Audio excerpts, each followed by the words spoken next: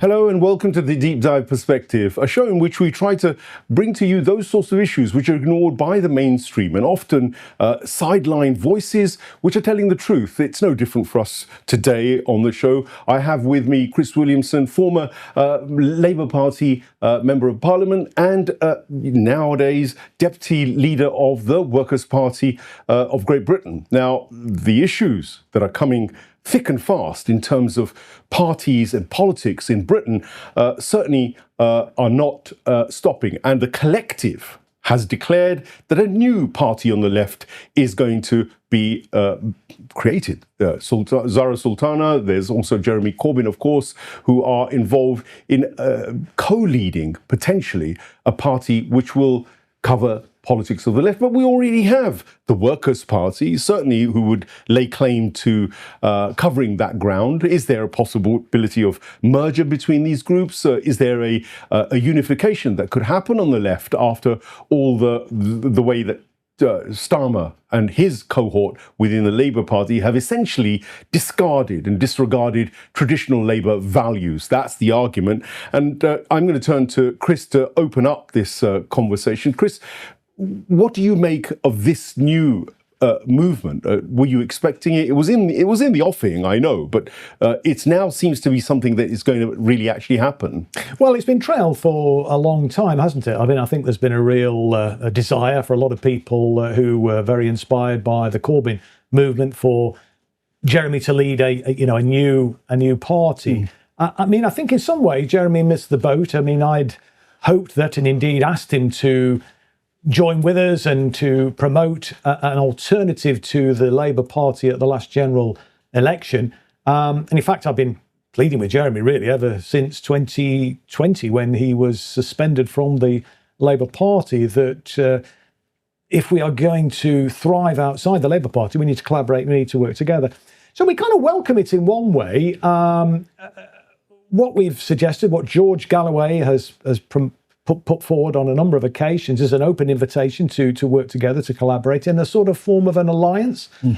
I think I don't think necessarily they would welcome us as full members, but I think that we could collaborate on a common platform. I mean, I think there are many areas where we do agree, and I think what George has said, what I've said, is that what we ought to do, what they ought to do, in our opinion, is to find some sort of agreement really across the spectrum of the left outside the Labour Party on areas where we do have a common agreement. For example, on in relation to the economy, on certain areas of foreign policy. Although there are some key fundamental differences, and this is where I think it would be difficult, if not impossible, for us to potentially join a new party led by Jeremy and Zara, because, for example, I think that they are still putting forward the idea of, in terms of foreign policy, a two-state solution for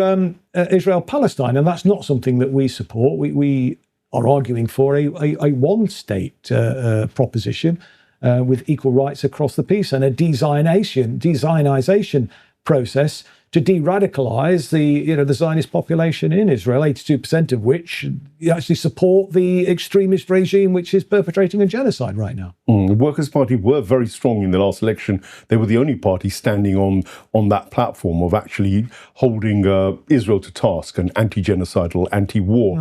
So credit to them for that. But this idea of alliances, I mean, in an election, how would that practically work for you? Because you're still going to be fighting for the same vote, essentially. Would that, do you think, divide the vote for the left if there were two parties, perhaps? Well, it would if we ended up competing against each other, but that's the point. This is what I've been saying all along, what George has reiterated recently, is that we need to find some sort of electoral agreement where, at the bare minimum, we're not competing against each other. But ideally, what I think we would like to see is a sort of collaboration that we saw in France, led by Jean-Luc Mélenchon, where they managed to bring all the parties of the left, the Communist Party, the Socialist Party, and others, brought them to the table, and they thrashed out and agreed a common programme.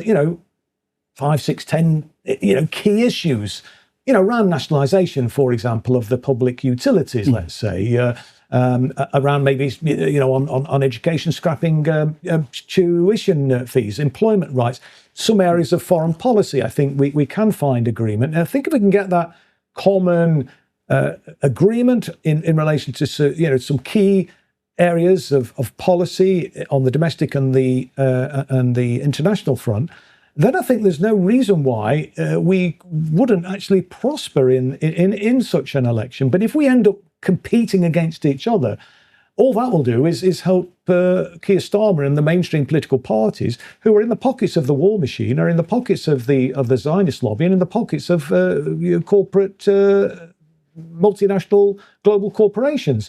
That's not in the interests of working class people in this country. It's not in the interests of actually 99% of the population in this country. And so I think it's imperative and incumbent upon them to actually pick up the cudgels, take up the offer that we have put forward to actually build this common electoral platform that would then, I think, have a chance of actually prospering in any subsequent election. I imagine that they've been gathering together different wings of the left in this collective, presumably the conversations they've had. In fact, I know that there have been 20, 25, 30 people from different elements of the left that have been involved with them. Have they not invited the Workers' Party? No, we've had no invitation, despite our overtures, which, as I say, have really predate the collective being established, as well as subsequent to it being formed. Let's see how things develop. I mean, we saw reports, didn't we, after the announcement that Zara put on social media that there were differences of opinion even within the collective, and some were arguing that they didn't want a joint leadership; it should just be Jeremy. It was too soon to announce. So it remains to be seen how that will develop. But there is definitely an appetite out there. And as I say, I think, Jeremy still does have a lot of sway, a lot of influence. Well, 13 million people voted essentially for Corbynism at one point. They did. 10% of the vote now apparently says that with a leadership of Corbyn, they will come for him. So that's definitely, there is definitely an appetite there. People across the piece are sick of the mainstream political parties. I mean, and the fact that Starmer secured this overwhelming majority at the last election gives a really false picture. It's really down to the vagaries of the first past the post electoral system that he now sits on this super majority in the House of Commons, because he actually got considerably fewer votes in the last general election than Jeremy Corbyn did in 2019, which was portrayed by the likes of Keir Starmer as the worst result the Labour Party had achieved since 1935. And yet here we are, thanks to the vagaries of the first past the post electoral system, as I say, with him sitting on this sort of huge supermajority. No political party in history has ever secured a majority in the House of Commons, let alone a supermajority, with such a small percentage of the vote. And then we also have to factor in the fact that there was the second lowest turnout in the history of elections in this country since the franchise was extended nearly 100 years ago. The lowest turnout was actually the first election of Tony Blair's premiership. So it was obviously got elected in 97, and there was the subsequent election in 2001, and then it was marginally a lower turnout. But less than 1 in 5 people in this country voted Labour. So that's no mandate, really. I mean, what we would like to see, and I think political parties like Reform would agree with us on this, and indeed the Liberal Democrats for that matter, is electoral reform. This system's not fit for purpose, particularly now. I mean, we talk about the broad church, but the broad church no longer exists in the Labour Party. Socialists were tolerated, indeed had some influence. And, at one point we got Jeremy Corbyn as the leader of the party. But what was clear, particularly when Jeremy secured that leadership, was that the right wing of the party that, that basically bangs the drum for the Zionist lobby, bangs the drum for Israel, bangs the drum for corporate capitalism, bangs the drum for neoliberalism. They weren't prepared to tolerate the left being in the ascendancy in that way. They were prepared to tolerate them when they were basically in control. So this notion of a broad church, Tony Benn used to say, and there's very rarely that I disagree with Tony Benn, but he used to say that the Labour Party needed 2 wings to fly. Well, that really isn't true. I mean, we saw what's happened, really. You know, the left wing was absolutely, it would help it fly when the right wing was dominant. But when the left was potentially dominant, then they chopped it off. And, it's socialists are not tolerated in the Labour Party now. They're excluded, they're suspended, expelled. Many have left. People who have people who are opposed to genocide. People who find, as the vast majority of the world's population do, find it absolutely morally repugnant that kids are being slaughtered on a daily basis. People are being executed, where starving people being slaughtered by Israeli snipers when they're collecting food from these food collection points. People find that absolutely morally repugnant. But if you actually voice opposition to this sort of thing, if you voice opposition to Israel as the Labour Party, now you're excluded, you're suspended and kicked out. And as I say, many have left in disgust already.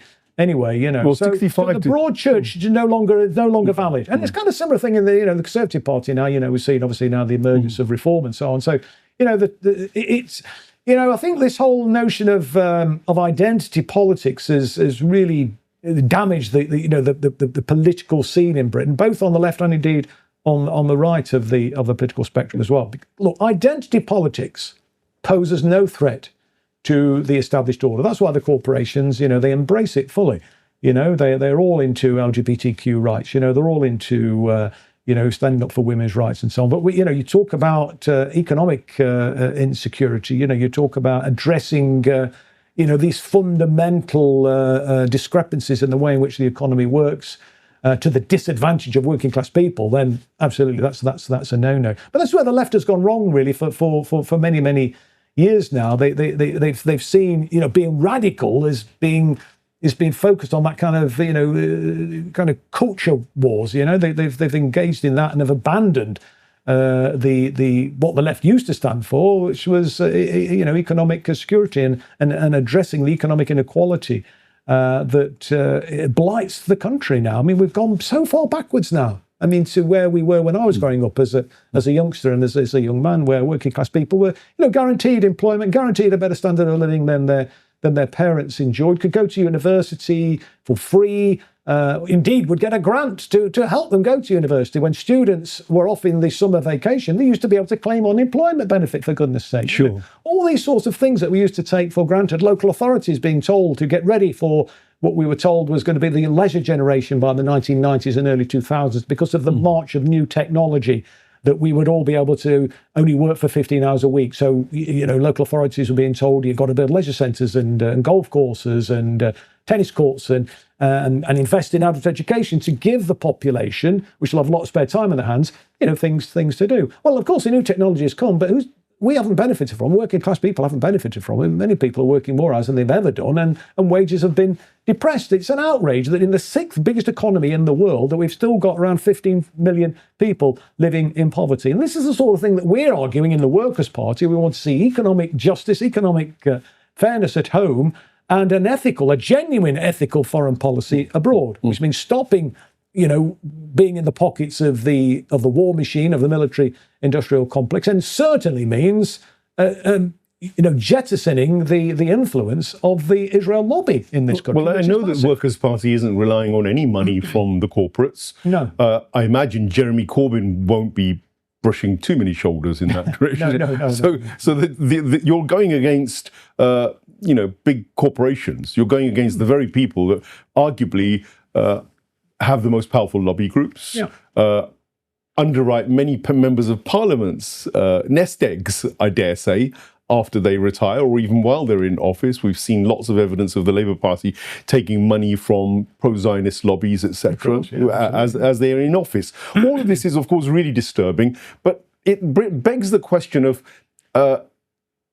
does emerging party of any ethics stand a chance given the propaganda machine that is available through the corporate control of media in this country through the nest eggs that they can offer parliamentarians as well, and perhaps beyond that with other institutions as well that they have their hands on, think tanks, academic institutions. The influence doesn't stop in terms of politics, it seems. It goes into the media. It goes into the heart of the rest of the institutional establishments. You're up against, so therefore, not just the Tory party or Starmer, or the Reform, who are clearly still very much in the neoliberal camp, very acquiescent of big money power. You're going against an entire system. Oh, yeah. What realistic chance does one have of being able to turn over the power of propaganda? Because they also, of course, it's evidence now that they use psychological operations because the media has power to manipulate minds. We know that. They're going to the next stage where they actually want to use neurotechnologies to manipulate people's minds from inside. We're not far away from that kind of dystopian reality as well. At the same time, you have good models that you can point to. China is, of course, regarded as a totalitarian, communist nation, yet all their policies are about using public infrastructure building as a way of creating wealth. And it works. It seems to have worked, certainly for China. And that's often the model that comes to mind when I think about George or the Workers' Party. But actually, it's also what traditional Labour did, perhaps, back in the day. But there's still an allergy. It's easy to twist people's minds to say, oh, well, that's a very communist, very totalitarian approach. Moving away from privatisation and taking back public control is in the minds of many already now some kind of retrograde economic action. Yet all the evidence points to the contrary. Trump, on the other hand, who is Mr. Arch Neoliberalism at the moment, pushing tariffs, forcing, bullying, creating economic havoc around the world on behalf of the big capitalist powers, seems to still carry some weight. And certainly the institutions behind him do. My point is really, how do you package this economic vision of yours in a way where it unties decades of, if you like, propaganda, which has penetrated into the minds of people saying that it's the neoliberals and the right that have the economic solutions, not the real left? Well, I mean, the influence is ubiquitous. You're absolutely right. It's not simply, the political sphere, the political class that they have control over. It's really right across the piece, academia, the media and so on, music industry, etc. And we see what happens when people like Bob Villan speak out, and Kneecap, etc. They try to destroy their careers, but they don't have the influence that they once had. I don't want to underestimate their influence. Of course, they are still very influential. But you look at Mamdani in New York, for example. Now I know he's not been elected as the mayor yet, but there was a massive campaign against him by the usual suspects. He had no money, he had no name recognition even at the start of his campaign. But the message that he was putting forward, this message of hope, really resonated, I think, with the people. Now, there are aspects of Mamdani's programme, not least of which is seeming accommodation for the Zionist lobby is a concern. And as Norman Finkelstein has advised him that, although he hasn't asked him directly, but he's offered the advice anyway, that the thing to do is do not capitulate in any way, shape or form to the Zionist lobby. You have to stand up to it. But the point I'm making, though, about him is that he was faced with the whole bureaucracy of the Democratic Party's establishment were working against him. Billionaires were against him, were throwing huge sums of money in the campaign to stop him securing the Democrats' nomination for the mayoral election later this year. But they failed. They failed spectacularly. He won it by a landslide. Yes. And I think he's in, obviously it remains to be seen whether he will win the election proper. But, look, he's a very impressive young man. He's got a message of hope, as I say. It's a very simple and clear message. And I think that there is something to be taken from that. Going back to the point I was making earlier on about an accommodation with whatever comes out of Jeremy and Zara's proposition. Let's have an agreement on some key issues, which are bite-sized, manageable sort of things that people can get their head around. Now, there is overwhelming support for the sort of agenda, in spite of all the propaganda that you mentioned, and there's no doubt that the propaganda has been immense. But all of the opinion polls, for example, in relation to bringing the water, the gas, and the electricity companies back into public ownership, overwhelming support for that. Sure. Overwhelming support for bringing the railways back into public ownership. I mean, even this Labour government is going to do it on a piecemeal basis as the franchises come up for renewal. They are apparently on about bringing them back into public ownership. Let's see whether that happens.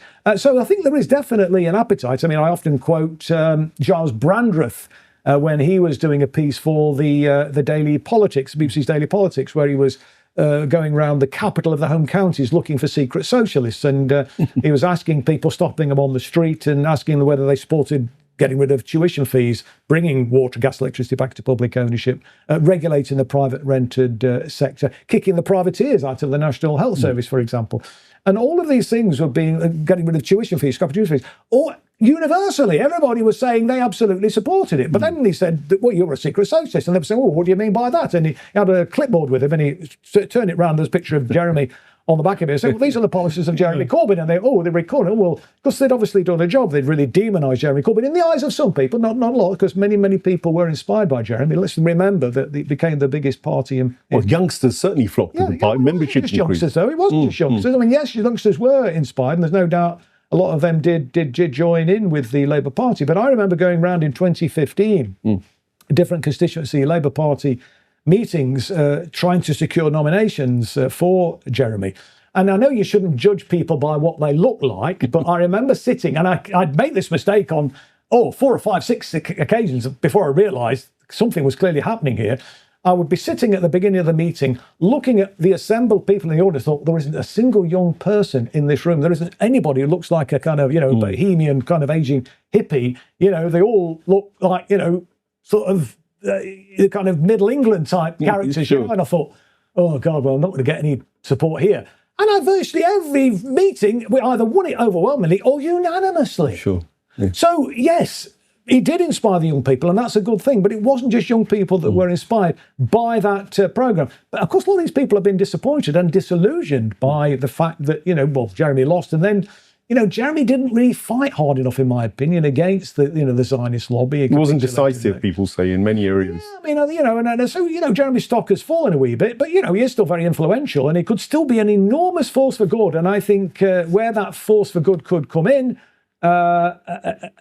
and be the joker in the pack, if you like, is if he were to get behind the sort of Jean-Luc Mélenchon coalition alliance around a 5, 6, say up to 10 key policy points that people can understand, people can get their head around. It's very different to what's on offer from the likes of Reform, who claim to be the working class champions. They're nothing of the sort in reality. They're just basically Thatcherite Tories. I mean, that's the irony of it. And, we know what Thatcher did. She turbocharged the neoliberal agenda that was started by Jim Callaghan and Dennis Healey in the mid-1970s when Dennis Healey went to the International Monetary Fund on a false premise to borrow, $3.9 billion. Never drew it down, never needed it. Anyway, that led directly to the so-called winter of discontent because he had to implement a programme of austerity in exchange for getting this loan that was never drawn down. And then Healey subsequently admitted he made a mistake. But then Thatcher, turbocharged the whole neoliberal agenda and destroyed working class communities all over the country. When you think about it, and when I left school in the city where I grew up and indeed still live, 120,000 people worked in manufacturing in that city.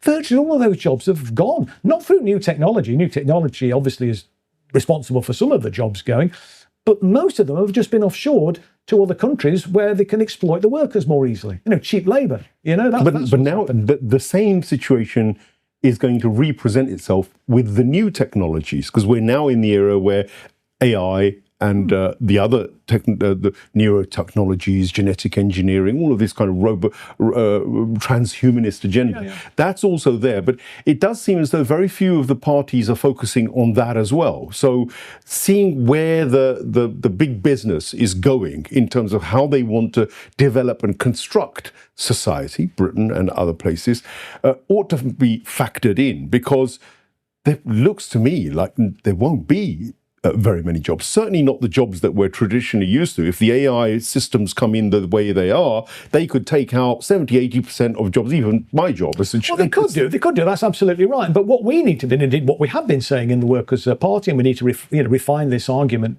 more as we move towards the future elections, is that we need to capture the benefits of that in a way really to the kind of new technology agenda that we were being told about in the 1960s to 70s that I mentioned, the get ready for the leisure generation too. I mean, essentially what I used to argue, and indeed still do, is that we should become 21st century Luddites, because the Luddites got a very bad rap.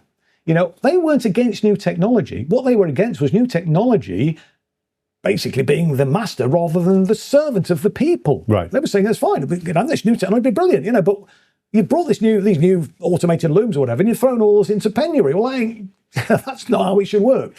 Now, let's benefit from new technology. But look, there are so many other jobs that new technology will not be able to take over. Now, one of the things that I would like to see, and indeed through the Workers' Party and our economic agenda, is to see a big expansion, if you like, of the public sector, big fiscal stimulus there is a crisis in social care in this country, for example. Right. Lots more jobs could be created as a consequence of that. That would deal with a social need, a massive social need. There is a massive aging population. Absolutely. Massive housing crisis in this country. I mean, they've been exacerbated by Thatcher's right to buy and refusing local authorities the ability to build replacement homes. And then we've seen how they've allowed the financial services sector to put most of their eggs in the kind of property market, as it were, and that's seen ballooning house prices, and then we've seen people a massive renting crisis in the private sector.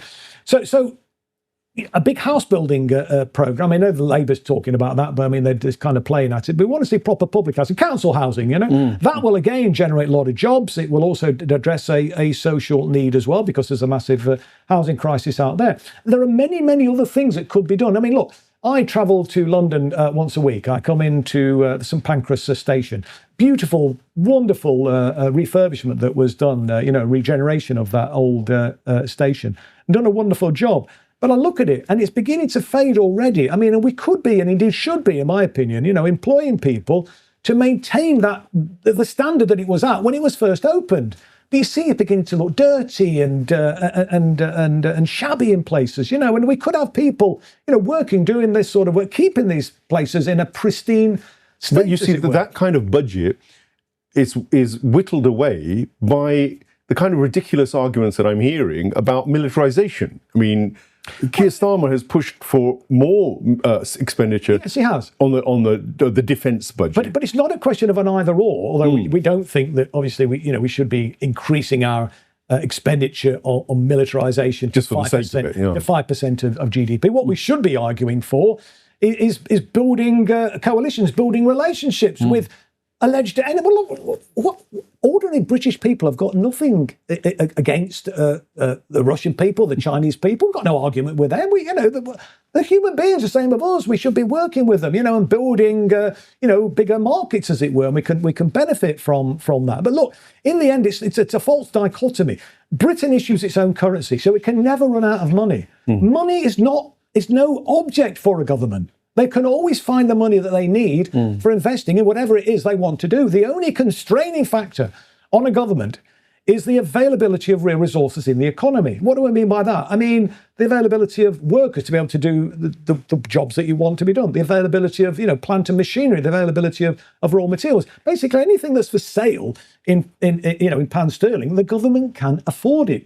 Public services are not funded. Government expenditure isn't paid for by taxes. Yes. Now that's a myth which has been perpetuated by the political class, by the corporate class, by the media, and it's a very seductive argument, isn't it? I mean, Thatcher came up with the notion, didn't she? That there is no alternative. The Tina maxim, there is no alternative, and she once said, infamously said, that the problem with socialism is you eventually run out of other people's money. But that's a lie. That's a myth.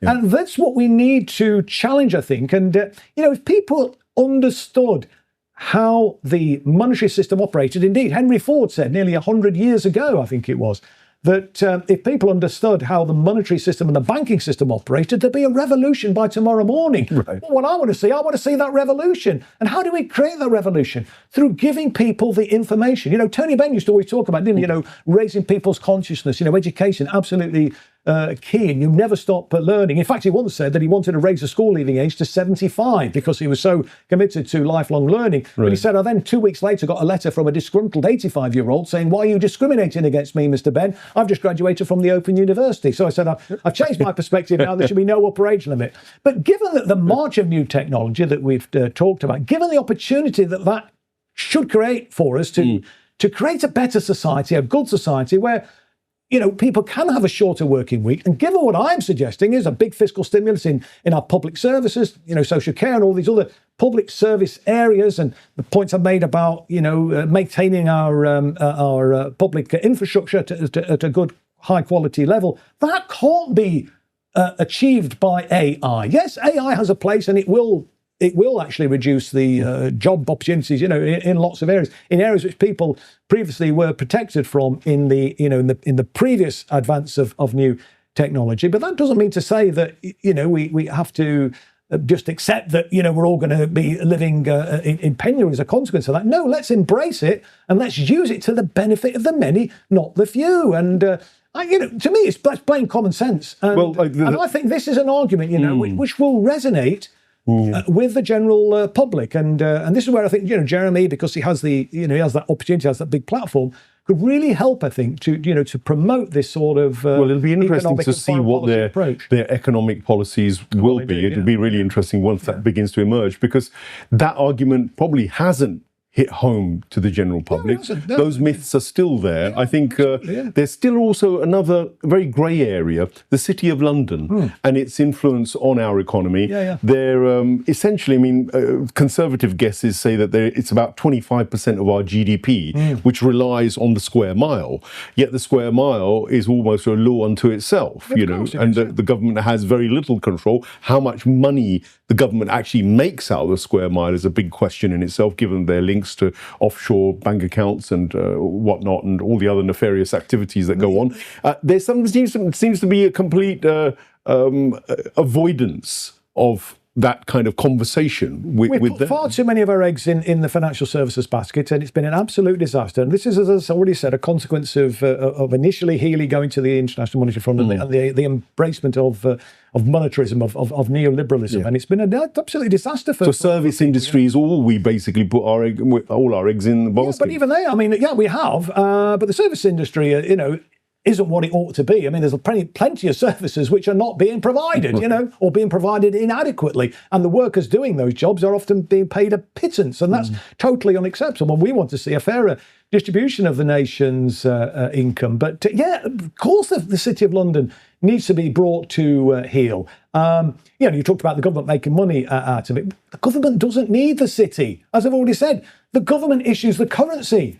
They can print money. When we talk about taxpayers, funding public service, it's a myth. When we say, there's a shortfall between what taxes we raise and how much the government's spending, so we therefore need to borrow, on the bond market. But we're not borrowing. We're selling bonds. We don't have to sell bonds. Look, selling bonds, the bond market is a form of corporate welfare. Sure. Who is it that buys the bonds? Super rich, wealthy oligarchs, massive corporations. Why do they buy the bonds? Because it's an absolute blue chip guaranteed return on their investment. Yeah. We don't need to do it. We don't need to do it. And one of the most disappointing things of Jeremy's period as the leader of the party was that he never implemented so-called Corbynomics, a phrase that was coined by the neoliberal former Shadow Chancellor Chris Leslie. When Jeremy, in his first leadership campaign in 2015, was being advised by Richard Murphy, who heads up the tax justice campaign. And he was making this point that, look, the government issues the country. And he was talking, and you may remember, about people's quantitative easing. Because quantitative easing was in the headlines a lot because a lot of the banks had a load of public money thrown at them, And he was saying, why don't we do that? Why do we have this middleman? And he never actually. Where was the benefits of that? It kind of funded a load of bankers' bonuses and stuff, but we didn't really see get any return. Any return in terms of investment in manufacturing, in British industry, etc. It just benefited the financial services sector. And he was saying what we should have done, therefore, and what we should be doing, therefore, is this so-called people's quantitative easing, investing directly into the economy, investing directly in infrastructure improvements, building new railway lines, building, new roads, building new hospitals, schools, etc. And they say the general argument in the public is, where do we get all that money from? That'll cost us in some way. Yeah, because it won't. Because we're coming back to this point, we need to stress to people, the government has all the money it needs. It's got a little computer. You go hit a few keys. And where does inflation come into this if the government... Of course, a government can't spend without limit. Of course they can't. You have to be mindful, as I've already said, about the real resources within the economy. If you expend beyond the capacity of the economy to absorb that spend, then you're going to create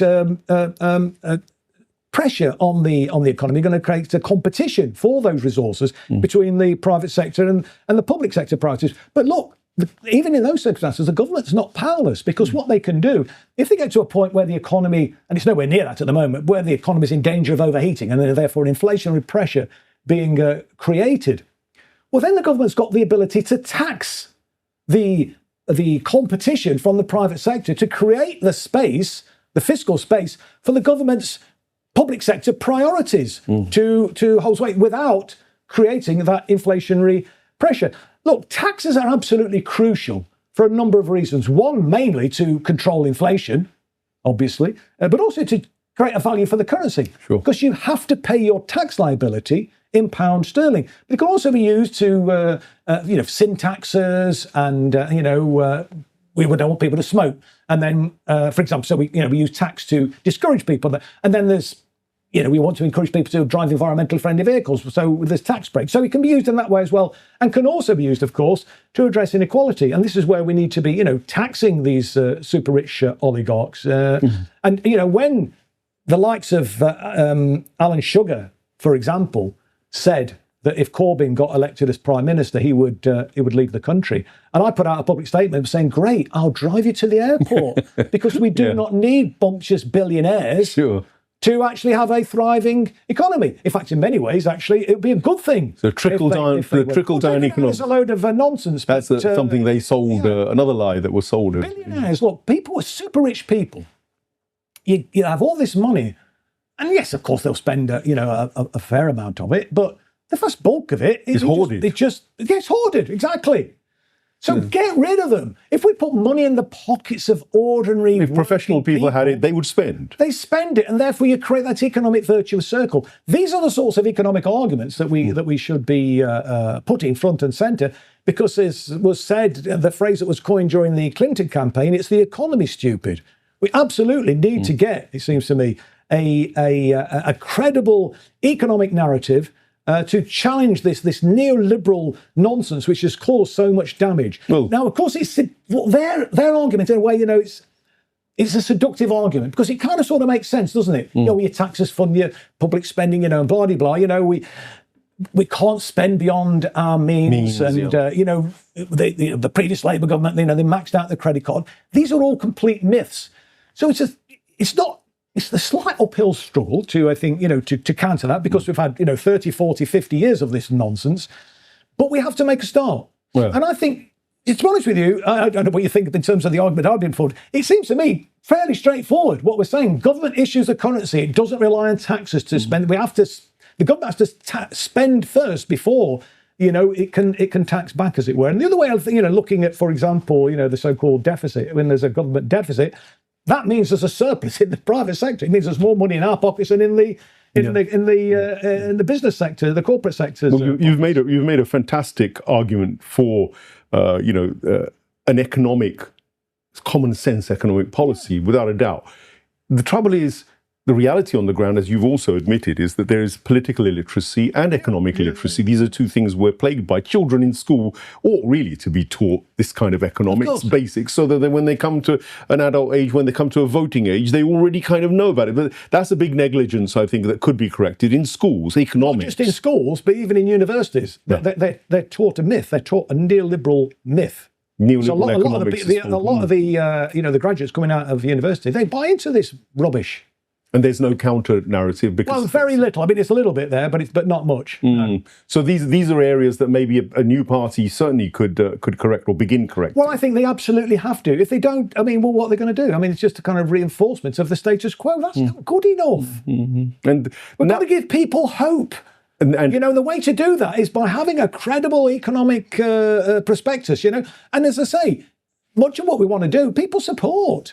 And if we can actually demonstrate to them through a proper, credible, economic argument that actually bringing the public utilities back into public ownership, is doable. We can achieve that. Getting rid of tuition fees is doable. We can achieve it. I mean, look, we did it, didn't we? Well, in 1945, yes. when the debt to GDP ratio was about 250% in this country. They had the Bradbury pound as well back. Well, they did. Well, that was back earlier in the First World War. But there are alternatives. It's clear to me that there is an alternative vision here. What we're dealing with, though, in the media and generally, is this kind of very shallow kind of level of political kind of discussion, which focuses on immigration, red herrings almost really, focuses on the things which make people emotional, make them angry, and make them sort of think, oh, that's the solution. Whereas what you're talking about are real hard facts about money in people's pockets and how it should be spent and how the government should spend it. And I think in relation to the immigration argument, I've said, excuse me, in terms of the Workers' Party, and we had a meeting not long ago, and I was making this point from the platform, that we need to take on reform directly in relation to their immigration policy because they are a bunch of frauds. I mean, they claim to be the working class champions, but they're led by merchant bankers and millionaire property developers. But their position in relation to migration is phony because they support all the policies that drive migration flows. They support the imperialist wars. They support these sanctions, economic sanctions, which impoverish populations and make them desperate. And so therefore, they seek refuge elsewhere. They support the arms sales. Indeed, I think So they'd fuel migration. They are fueling it. So we need to be taking them on directly because we've said, yes, immigration, can be a problem for working class communities. Of course it can. It can be used and has been used by the corporate class to depress wages. They exploit the workers, workers coming in. Who they import in. And then that, depresses wages and, so they can maximise the profits for a few.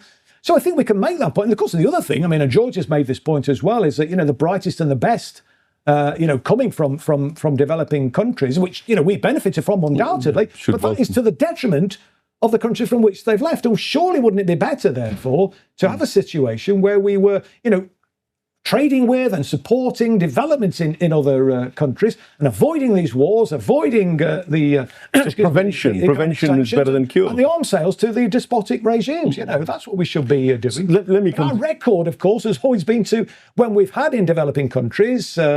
Like we saw, Patrice Lumumba, going back all those years, and there are many, many other examples. He was assassinated by the CIA, supported by Britain and the West has collaborated with actually bringing down these sorts of new, hopeful administrations, and these are the sorts of movements that we should be getting behind, and that's a sort of different foreign policy approach, I think. But again, we need to be promoting and raising people's consciousness, raising people's awareness, because people who maybe are concerned about immigration, they're not all bigots, they're not all racists, but it's just that. And they've been fed a lie, and again, it's a bit like we were talking about, the tax thing, and Thatcher's line about, the trouble with socialism is you eventually run out of other people's money. There is no alternative. These are seductive propositions, which kind of sort of make sense. So it's important for us to challenge it, but challenge it in a way, which isn't overly convoluted and complicated. And certainly not dismiss these people as a bunch of bigoted racists. Coming to something a little bit more superficial, which actually is probably very, very crucial, is image. This is the last question I'm going to discuss with the collective and what they're coming up with in terms of the new left or even the Workers' Party. Image seems to be be a lot more important often than the actual content. And I'll mention it even in terms of media. What people are watching us right now, 70% apparently is going to be how we look. 20% might be how we sound, whether we sound credible. And maybe you end up with a 5 or 6% on the content. And even that, if you repeat the things often enough, your same point, they might sink in. The audience might remember those who are just superficially watching. The ones who are watching in detail and genuinely listening, they'll pick up a lot more. Given that we're so susceptible as human beings to this kind of image, fashioning, and given that the right invariably seem to be much better at this generally. I mean, I'll give you an example. Michael Foot used to wear a donkey jacket. And you had the old school Labour, which was real working class. You had less of an emphasis on men in suits. Tony Blair came in, and actually one of his solutions was suddenly to spruce up the entire Labour Party, and everybody was looking suited and booted. It was just one little image change, and the way that people were coming across. That's obviously taken hold, the image, that superficial image. Whilst it's reprehensible to me, in terms of somebody who focuses on the details and the content of the politics and policies that you've been talking about, for most people, still, it'll come down to who is leading. So Jeremy is an old guy who's maybe seen better days in some people's impression. Zahra Sultana is an Asian woman at the end of the day, at a time when immigration is one of the biggest issues. And if she's selected as a co-leader, I've got nothing against her being it. But from an image point of view, is she the right sort of person to be thrusting forward, given that Reform are riding on the very fact that, having foreigners or foreign-looking people isn't a good idea for Britain? I'm just wondering about the package that comes out. It's not an unimportant or superficial point, really. It is one that we do need to be mindful of. I do think image is important.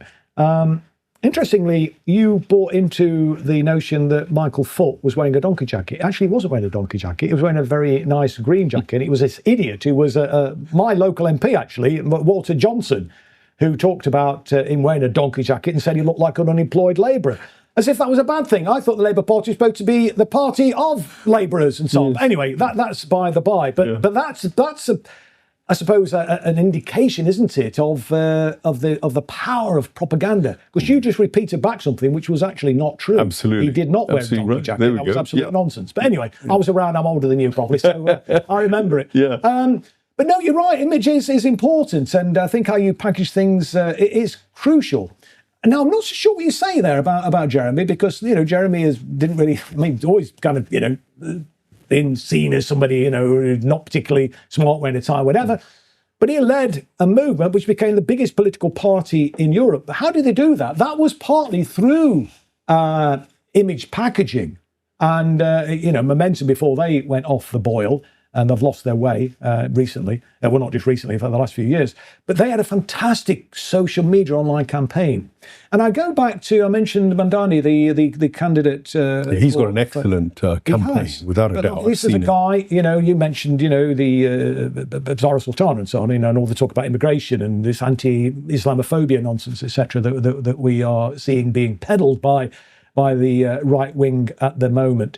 Same true in the United States, even to an even greater extent in many ways. But you've got there a guy, and bear in mind as well, Jewish community and pro-Zionist Jewish community predominantly in New York, big Jewish community there. You have a guy, a Muslim guy, pro-Palestinian guy. I think it could be more.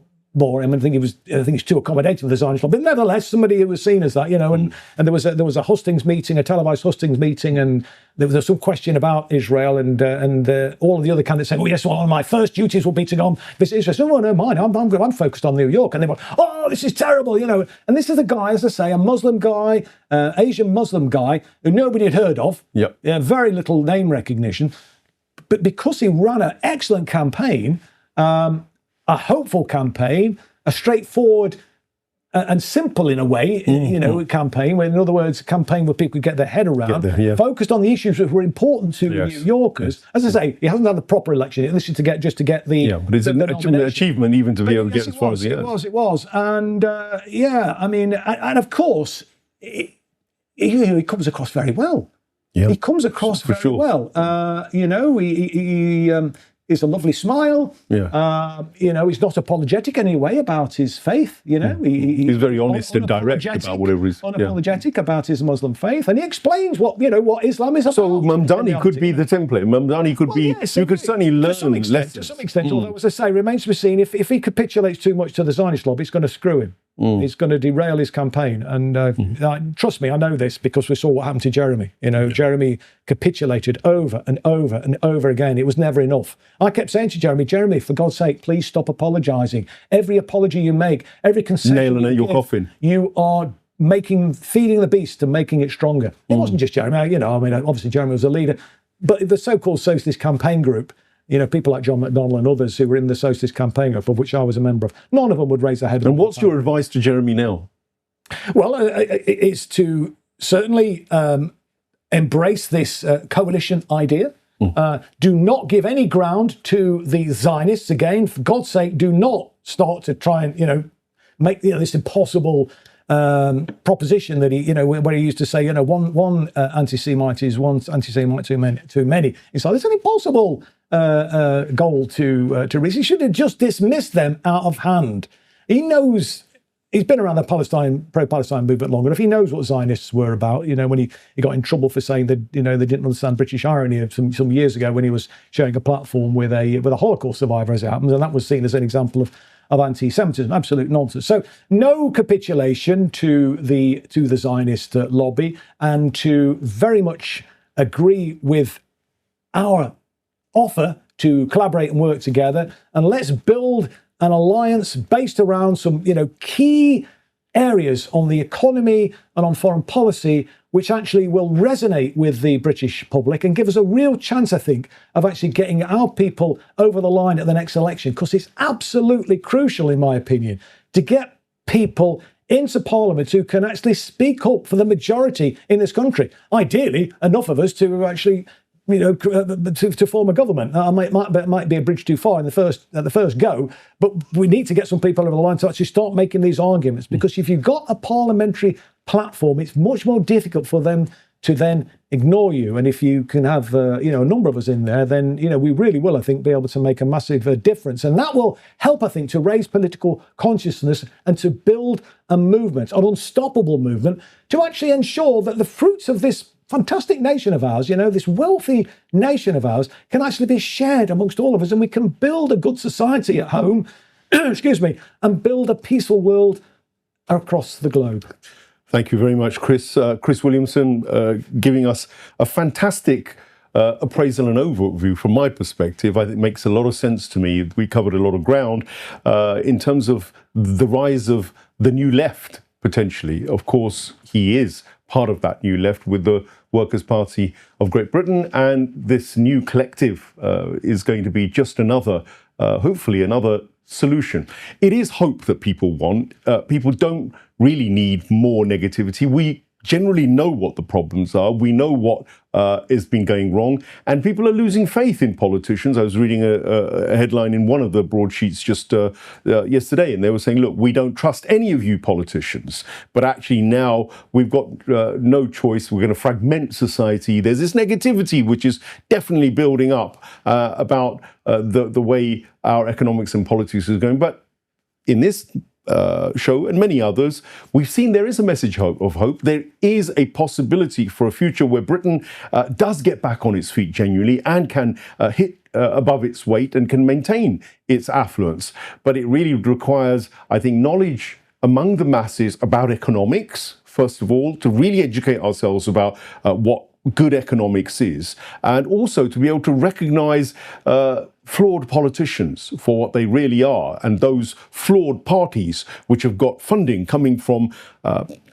political corporate sources or origins, which needs to be, I think, tamed. We can't have a situation where our politics is tainted by the power of either corporates or foreign nations like Israel, which seems to control an awful lot of our foreign policy now, I have to say.